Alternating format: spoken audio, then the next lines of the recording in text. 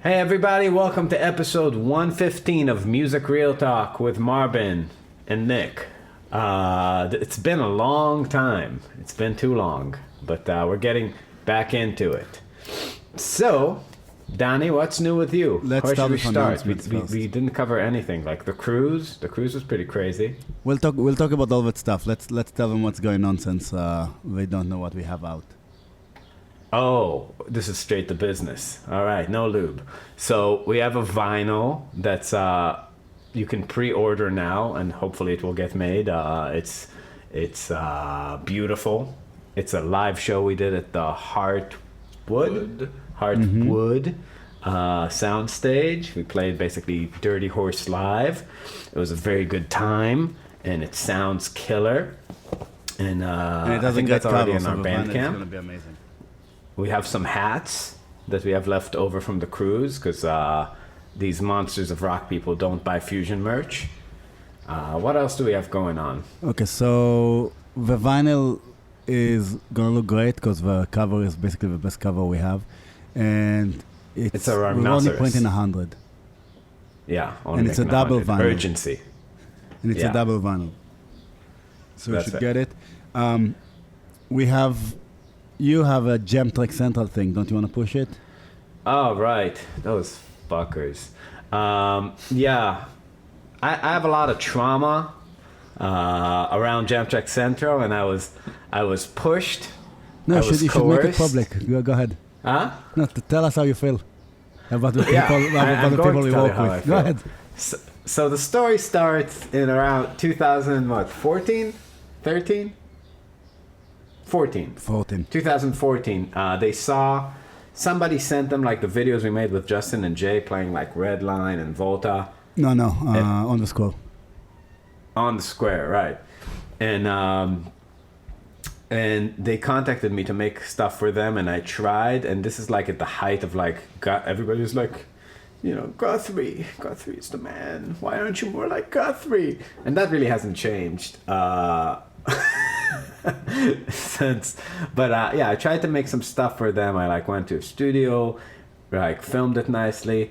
They were not interested. So I was deeply scarred by this whole experience. Well, that's not how it...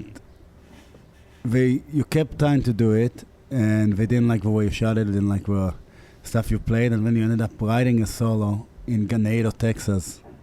Yeah. But they That's also right. didn't like the backing tracks. It was a huge It was a big fail. It was a big Which fail. is too bad, because it was like the height of Jam Track Central.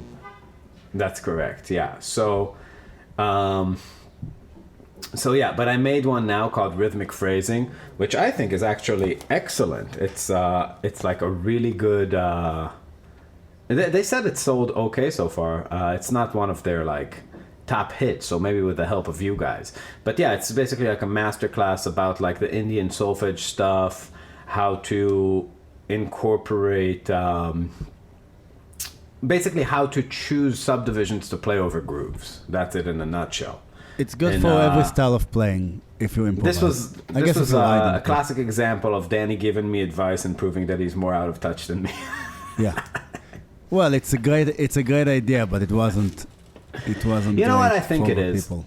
And I think that my whole thing with teaching was like, hey, like listen to me, you can exit your bedroom and go into the real world with some tools. You don't have to stay there. And like, you know, I think the Jam Track Central and the Guthrie thing is like, stay in your bedroom. This is the arena, right? This is where it's all going to happen. My brother, he's the one that kind of came up with a harmonic system Danny and I use. And he watched your short about the scales, and he said that you didn't explain it well enough. Uh-huh. And he was like, why, like you just need to do it really well and really explain the logic behind it, and it's gonna blow people's minds. And I was like, dude, this is not 2001 on the internet. Nobody cares. And he's like, why not? And I had to explain to him how people don't want to watch an explanation for something that's, here is something that with 1,000,000 hours of work, you can play any style of jazz other than what's current since the 1980s. And That's what I just want to see on my shorts feed. Yeah, That's and it's like correct. you have to accept. You also have to accept the premise that a lot of people play a lot of wrong notes, which they do, right? Because if you start listening to, it's one of the things that once you hear it, but until you teach yourself how to hear it, everything sounds kind of the same to you. Yeah, You know I mean, what I mean? I think it's some people have a completely external experience with the music, right? They accept whatever. If they listen to just guys playing, like the guys in Snarky Poppy play, or whoever, like their introduction to jazz is online, they're like, this is what jazz sound like. It's hard. It's hard. Like you. It's weird for them to listen to somebody like Charlie Parker or Cannonball Adderley or Oscar Peterson, who's like choosing all the right shit to play. Like nothing's overly consonant, like they're really staying in the lane when they don't even know what the lane is supposed to be. Yeah, it's more than that also, because the system is like, okay, so would I know what to play once I learn it? No. Would it sound like jazz? No. Right. Okay, so no, What are we but doing you're like, here? okay, but if you do 1,000,000 hours of work on this, then you can actually start learning what to play. It's like, Yeah. oh great, yeah, the people online can't wait for it. That's right. The people on No, but I TikTok. mean, I really do think that, like, you know, with like JTC, like the one thing that it was my fault the whole time. They knew who they were. It's my problem in life since day one with everything. Like, I just assume that the way I see it is the way it is, and that assumption is like always wrong when it comes to, like, you know, the way other people conceptualize music, they conceptualize their companies. Like, I have the idea of what it should be, what the thing should be, you know, who plays the best solo wins. That's like, or who, you know what I mean, who's like, it's very childish and square and unlike reality at the end of the day. And I think, like, for them, they were really trying, like, what they were really doing is moving away from that model of shredding that, like, you have guys like Nuno and Steve Vai and Zach Wild. They are not the heroes of this. The idea was to discover the greatest bedroom player. Like, you know, Guthrie just came to them like it was the best thing that could have happened, because it's like an unknown. You have this, like, underproduced, one camera angle shoot in a studio setting. It's like a guy nobody knew back in 2006, you know, who's just like shredding. And it's like the idea is like there's these monsters hiding in bedrooms, and then they just kind of discover them, right? And then you could be a monster in your bedroom. Like, a lot of these guys now, you know, it's incredible. They don't have a first album, you know, or they have like one album I or keep song. telling you that all these people, Mancuso and I don't even have my name in. It's just or Middle, right? Yeah. Their entire point is that they don't have it, because I think Meter just it's came out endless with one. You sent it potential. to me. Yeah. Which is funny, because it used to be just with children, but now grown men, they just discover they can keep their potential alive by never recording an album, and it's really Yeah. bad. And it has to be disappointing, because I know what it's like to record your first album. Michael Brecker's first album has some okay stuff on it. I'm not super into his jazz stuff, but it sounds like a first album, even though Brecker recorded 1,000 albums before for other people. So Brecker's playing is like way higher level than if you look at our first albums. I thought we were kids when we did it. He was in his Right. 30s. It's basically if we did our first album now. Right. But it's still a first album. So the people today, without production, without doing 1,000,000 albums, without having all this experience playing live, that people used to have just a second ago. It's like, how can it be? How can it live to its potential? Right. No, it's true. And you see, like, you know, I was looking at, like, the people that are doing super well there. The superstars are all in their late teens, early 20s. Yeah. You know what I mean? That's somehow this what does well. You know, it is like they really want to see the prodigy, and they need to look young too. It's like Well, they once really you look put like stuff into kids. music, it's like, oh, that's what it is. It's like, yeah. Yeah. But when it's almost, that's why content is so powerful, because you think like, okay, this guy played a great solo, but if I let him have the time and money, I don't know why I need money, but if I let him have the time to really make music, it will be a million times better. Mm-hmm. And usually it's worse. Well, yeah. I mean, I see why they don't make albums too. It's like, dude, fucking making a fusion album. There's like, something about it is very invigorating and the process is incredible. Like, there's nothing like making a fusion album. But there are a few things worse than releasing one. What do you mean, one? When you release one, you know what I mean? After you've worked on it, it's just like the anticlimax of it. I don't know. I feel beyond. good about our albums. Huh? I feel really good about our albums. I don't get that. No, I feel really good about it. I'm saying like the act of releasing independently. It does suck when you don't tour, for sure. Yeah. Like when you're tour again, it's just not, even for those guys, it's not what you would expect it would be. You know what I mean? Like, what's it mean to release it? Like, it's on Spotify now? Yeah. Yeah. I mean, that. I mean, I was listening to the Extreme album, like beginning to end, the new one. And, my God, dude, like the one song about you was just, when I got to that, I was like, I have to pause and send it to you because you're small town beautiful. Yeah. I know. Yeah. I cried when I heard it. But there is not just something because the like song, because you sent it to me, and I will always be small town beautiful to you. So, and I don't even know. Yeah. The funniest thing to me is like the diction on that song. It really sounded to me like he said smart and beautiful. But that would make more sense.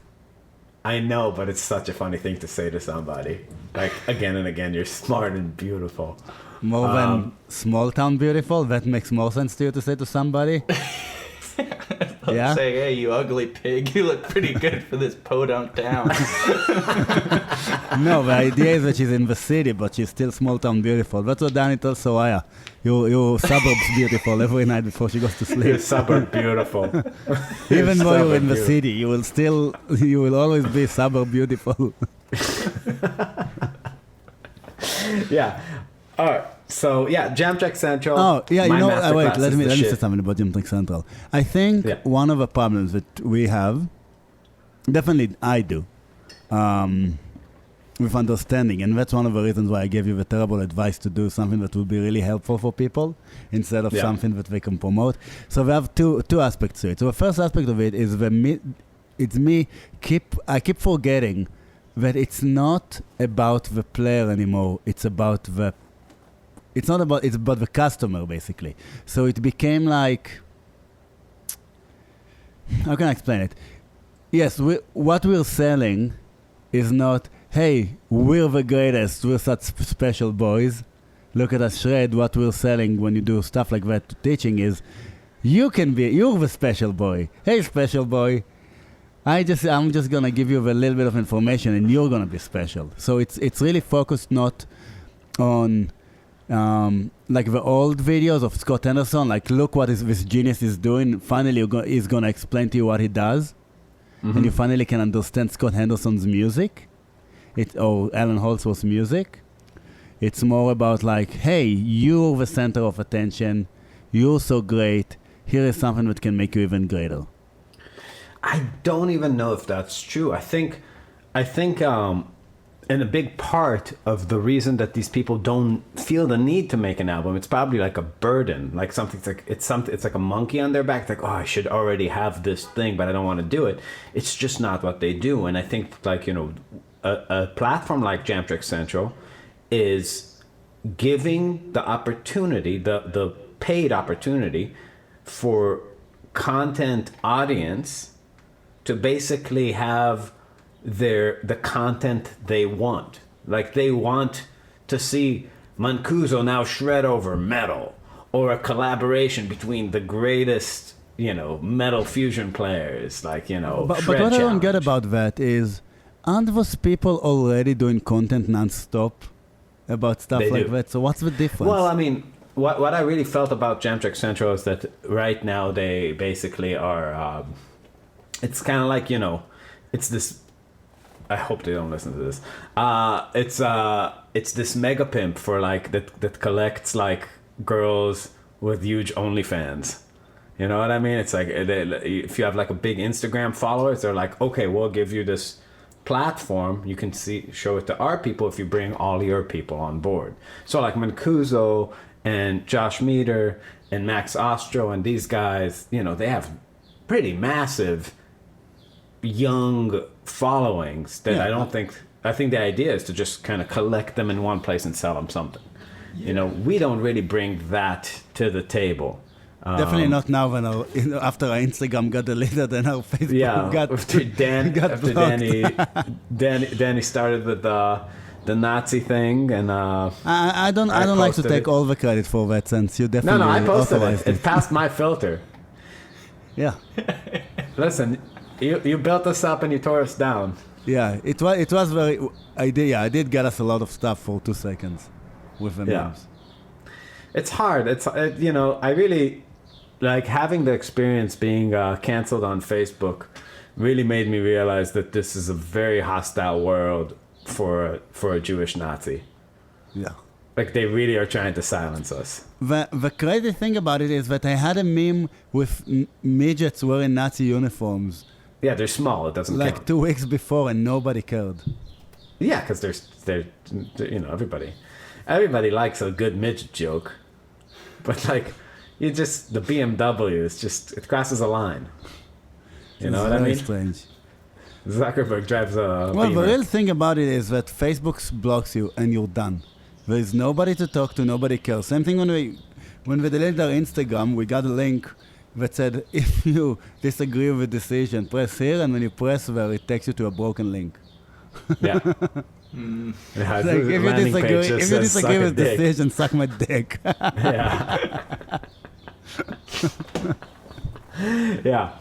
Anyway, let's talk about Monsters of Rock for a second. Do we have anything else we're doing? Oh yeah, yes. Our YouTube is what we're doing. We just have like this 30-day Django challenge thing that Nick and me are doing. But if you join Patreon, what do you get?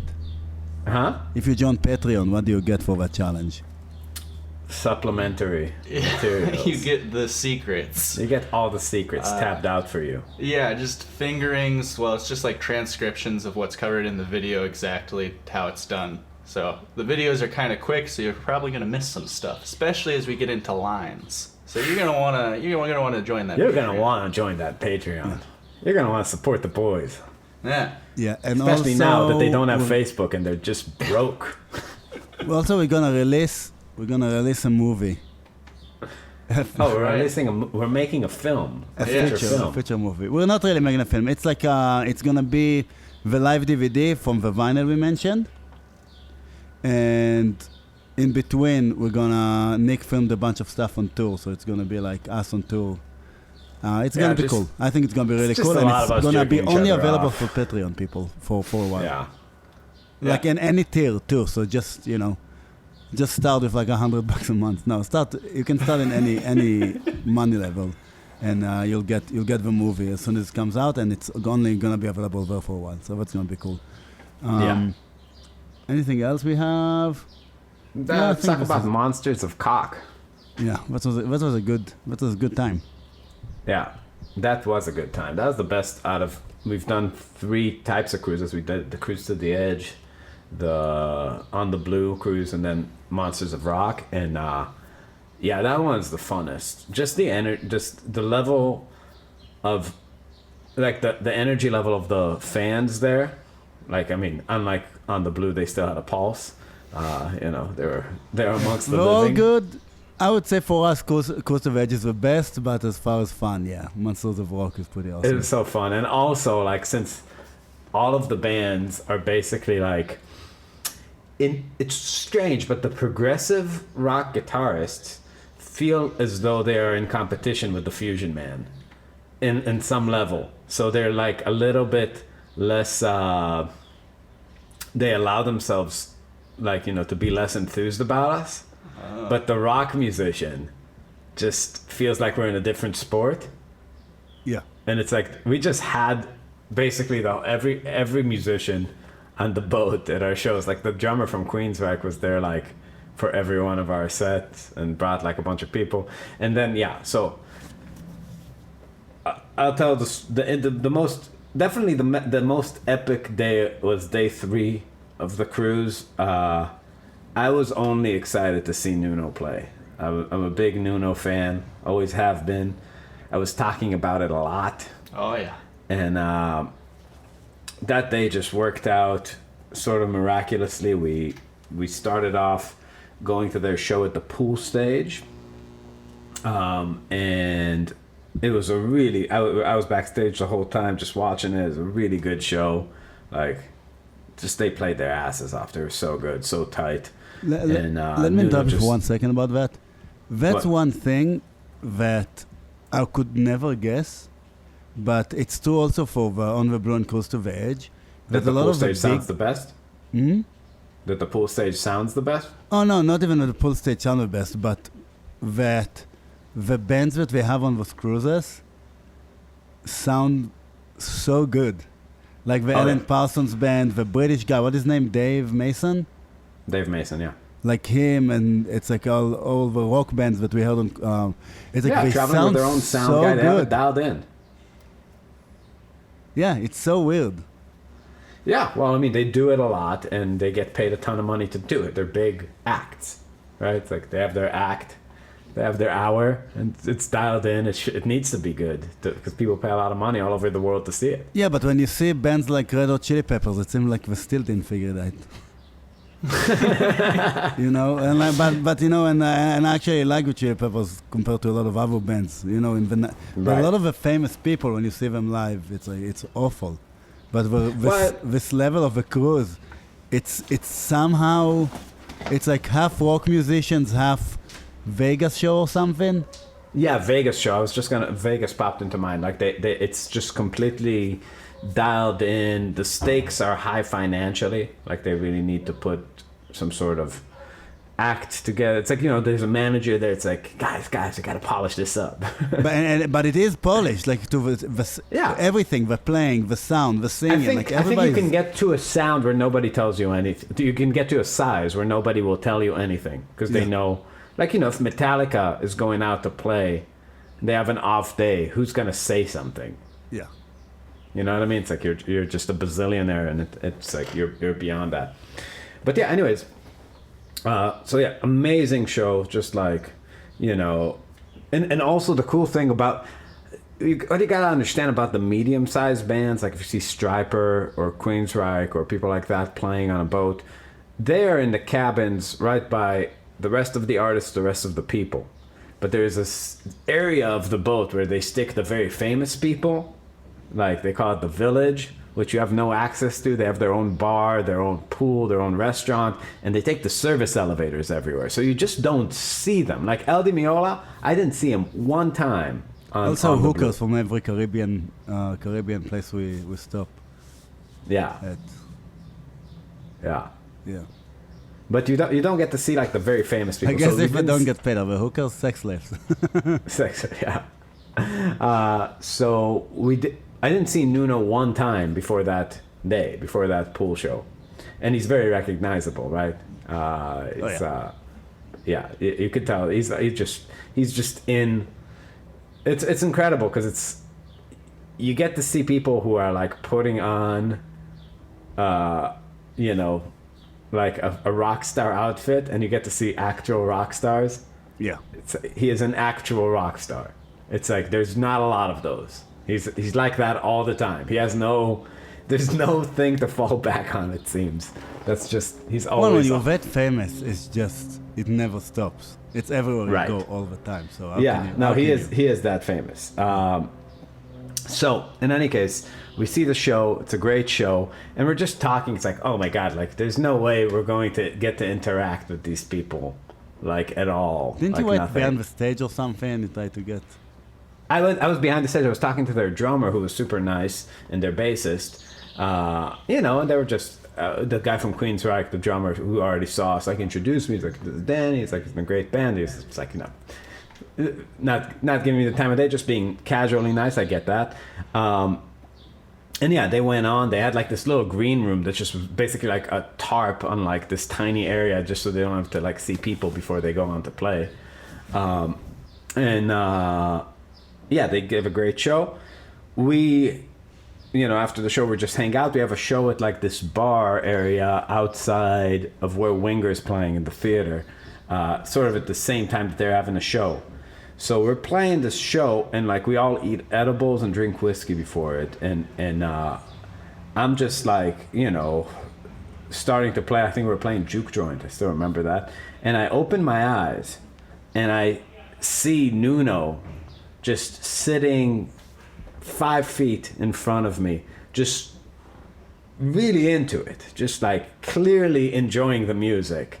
He's just having a seat, like in a couch. He's like the first table straight ahead from my amp, really close.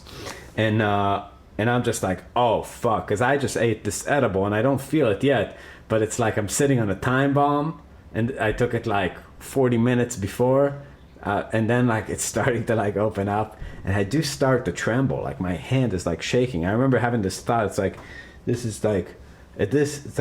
just vibrato. This is a minor problem, because like the notes will be shaky, but if I keep playing them, they'll sound good. And I'm just like, I'm on it, but it had kind of psychotic energy from that moment on. And he was texting like the rest of them, so like we saw the bassist and drummer come, Gary, the singer from Extreme, their manager.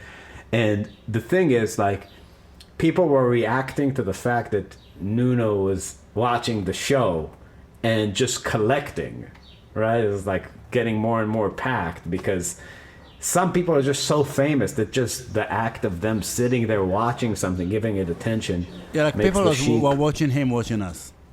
Yeah, they were watching him, watching us. And he was getting his mind blown. And yeah, they stayed the whole time, like the entire set. And a lot of other bands. The only thing with Nuno is like he's the only person I knew. But all of Stryper were there. The guys from Winger were there. The guys from Soto were there. The guys from Michael Schenker's band were there.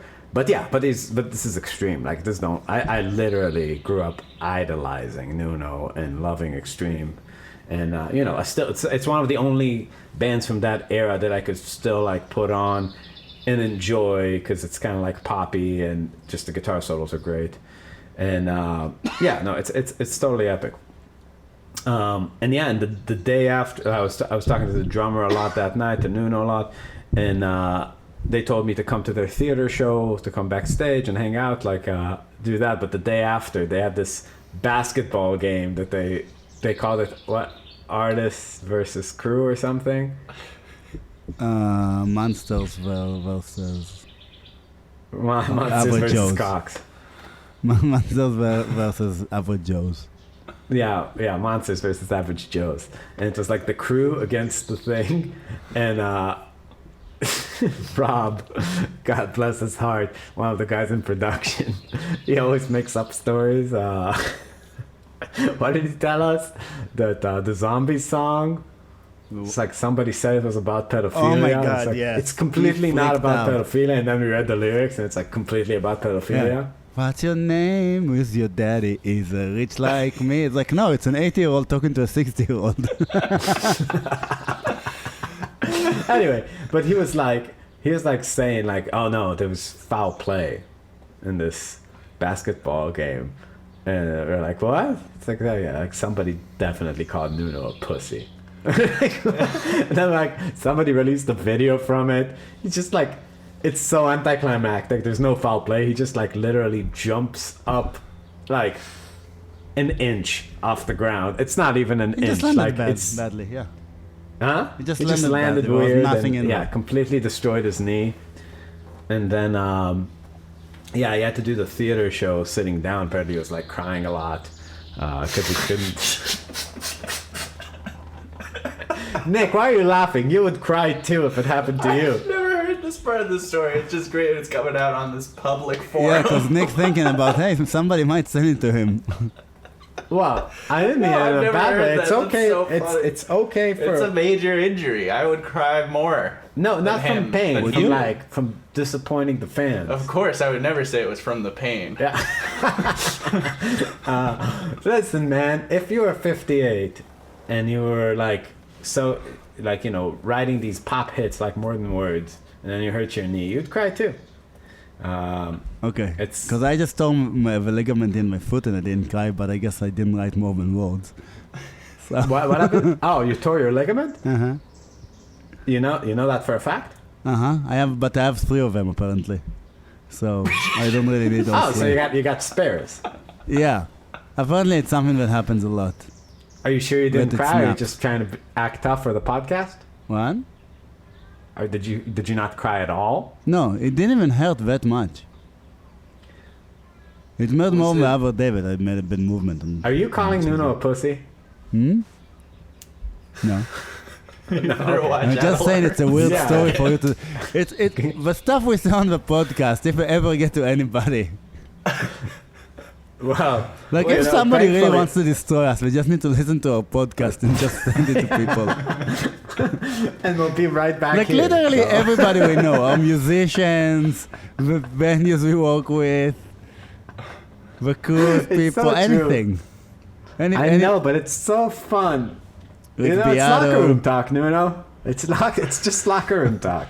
Wait, what happened? Did that bear at your jiu-jitsu gym just rip off your ligament? Is that what happened? No, I did it to No, somebody myself. called. It's because I Somebody in gained so much jiu-jitsu called weight. Danny a pussy, and he just jumped in. It's because I gained so much weight recently, that's why. No, I choked somebody and I transferred to choking them in mount with my leggings, just my weight on my foot. It just snapped. Oh, Yeah. It's fine. Okay, so disclaimer.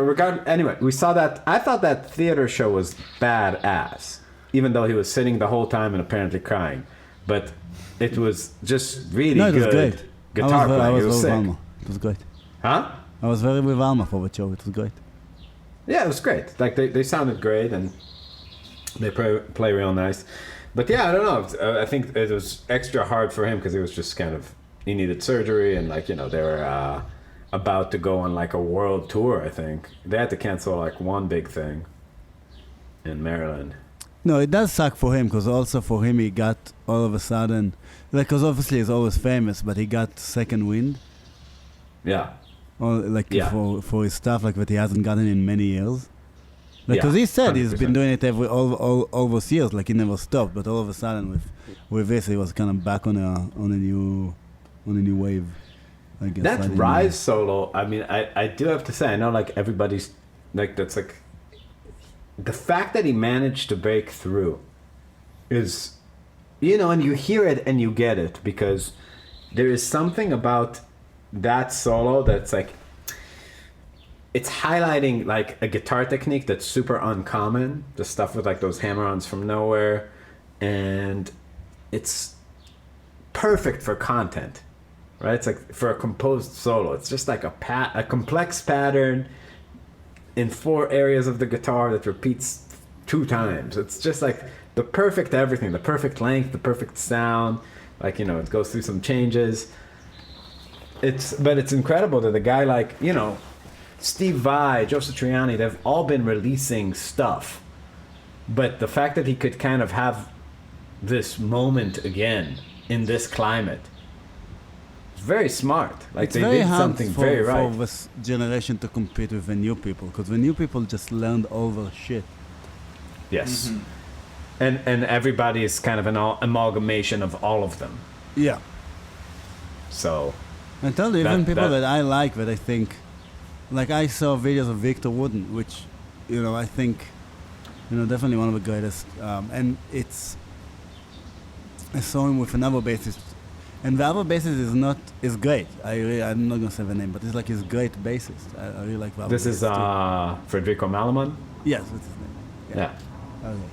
But Federico is not Victor. Do you know what I mean? Like Federico Yeah. didn't come up with stuff like Victor. I love Federico actually. I think he's one of the best. Also one of the best Yeah. people today. Like I would love to play with Federico. Honestly, he's one Yeah. of those people that I feel like we could do really cool stuff with.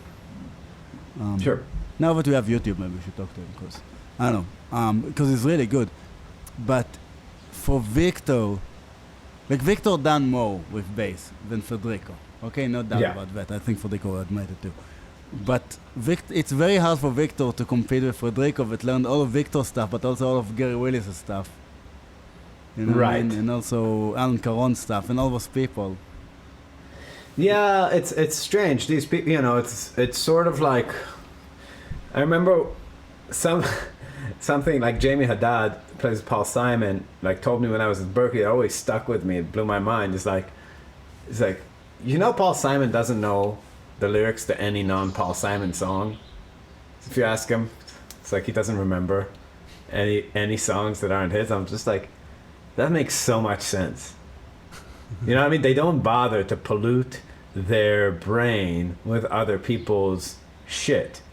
And I feel like Victor and Steve Vai and people like that, it's like, yeah, he can't play like a Guthrie thing. He can't play, like, I saw a bit of an interview with like that Max Ostro kid, and he was saying that the moment he met Guthrie, he played him note per note one of his solos. It's like, those people can't do it back. Sorry, who you said?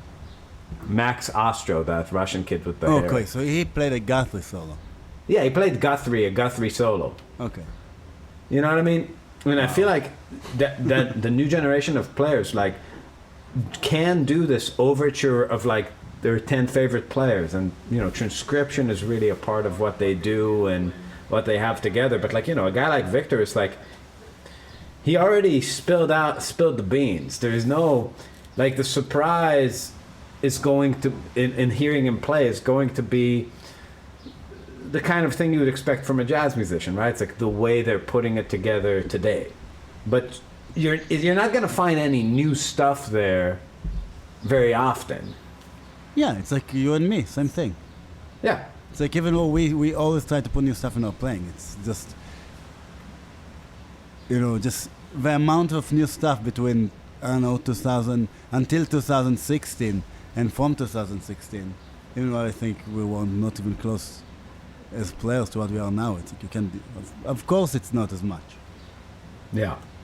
Also, we were watching some video of some guys, me and Nick, and like the amount of exaggeration in physical gestures that goes on to it. Like there's this one kid and he was doing like literally a chicken pick, like a pluck with his middle finger. And instead of, just going pluck, it was like a flick. It looked like his whole arm like was going in under the string. Then the flick was like, a wave with the hand away from the guitar, like and then the left hand was kind of following.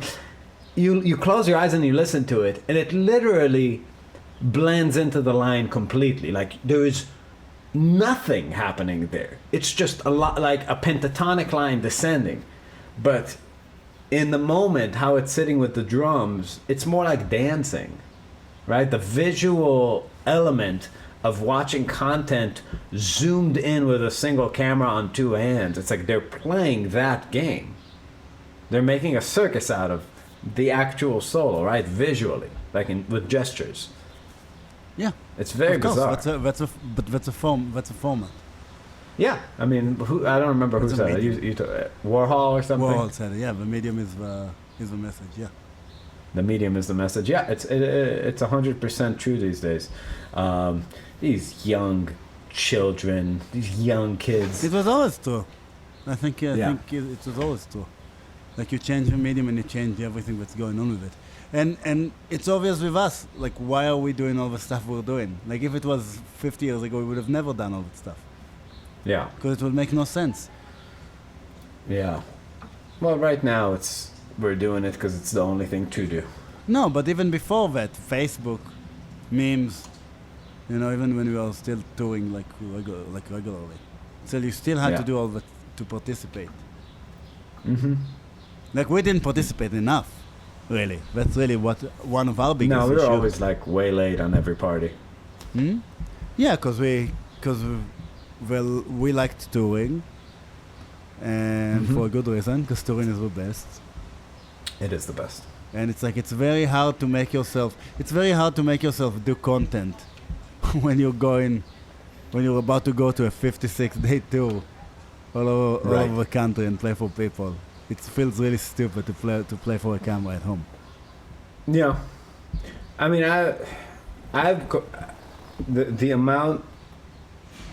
the amount I did not realize how much I prefer playing fusion over jazz blows my mind a lot. Because it's like I do love playing jazz. I love it.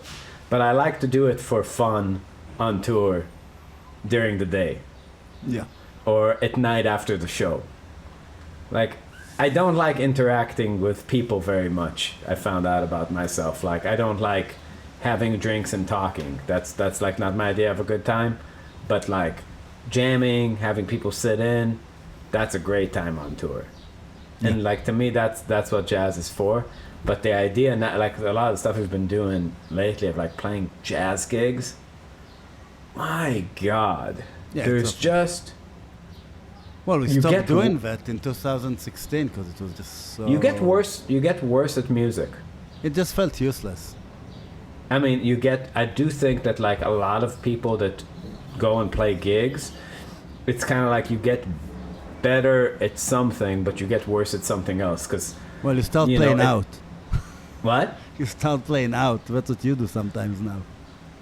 It's like, wow. Yeah, I think what happens is because of the situations that you're in, a lot of times with gigs where, you're getting paid good money to be there, but nobody is watching you. You stop trying to communicate to people. It's like you're sort of you're playing. But you're more fucking But it's- around. Well, the transmission is broken because it's not landing anyway. Yeah. So you feel like oh, maybe I'll just try this, try that, and you're on this like autistic wavelength where you're just kind of If Nick wasn't there to judge us, I don't know what we would have done. yeah. Aww. What? Yeah, we're playing for Nick. Awesome. No, it is Alright. annoying. It is annoying. And it's not just that though, but touring is also fun. Yeah, no, touring is the best. Touring is great. Hmm? Touring is great. There's Just no the- doubt about that. It's funny to explain it, but just the thing of going to a new city and being in a coffee shop is fun. And eating poke. And hanging out with your friends. I guess that's what it is, because you hang out with your friends, but it's a good hangout. It's not like, that's what I feel like a lot of times when you hang out in your city. It's like you're Yeah. like you're in high school again, and you're like, like you're smashed. But then when you're on tour, it's fun. Yeah, because it's like it's not. The problem with hanging out with people like socially is that it's like a lot of catching up. It's like, what did you do this week?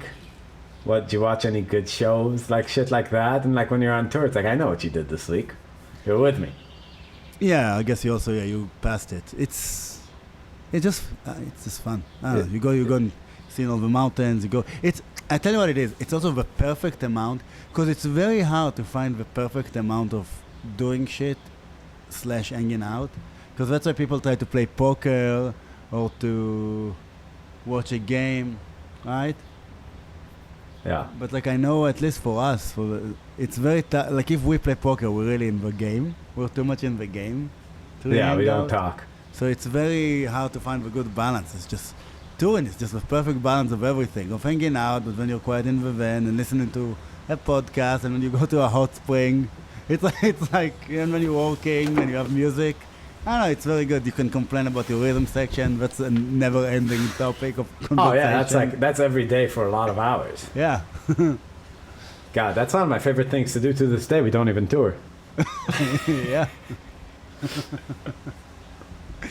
So, yeah, it's sad. It's sad that we're not doing it right now. It's been way too long. Like I can't believe our last tour was September. Yeah. All right, Danny, we should pack this up. Why? 44 minutes. That's it. All right. Yes. All We right, have a to lot talk of about things to still. do today. We're making more content. It's very Oh, yeah. exciting. All right, we'll pack it up, but we need to start doing those again. So Yeah, we're gonna do more podcasts. Please, if you haven't already, subscribe to our YouTube. That really helps. Join our Patreon. That also really helps. And keep an eye out on the Bandcamp. before we run away, I'll say something else. So I will say it in the next podcast too. So since we're not touring that much, but we do like to play, we're trying to do a little bit more of, like small. We're gonna try, not right now, but we're gonna try this next year to do some festivals and some stuff that's a little bit shorter. So if you really want to see us right now, it's not like it used to be that you can just wait and we're coming to your city. Like, the most you wait is a year and a half. It's like, we're not coming unless there is something bigger. So get us on the fucking festivals in your city. You know, send them a message, talk whoever you need to talk to. I know it's funny, but it's like for them to hear from somebody from outside is much better than hearing from us. So, you know, just make the connection and we're gonna make it work.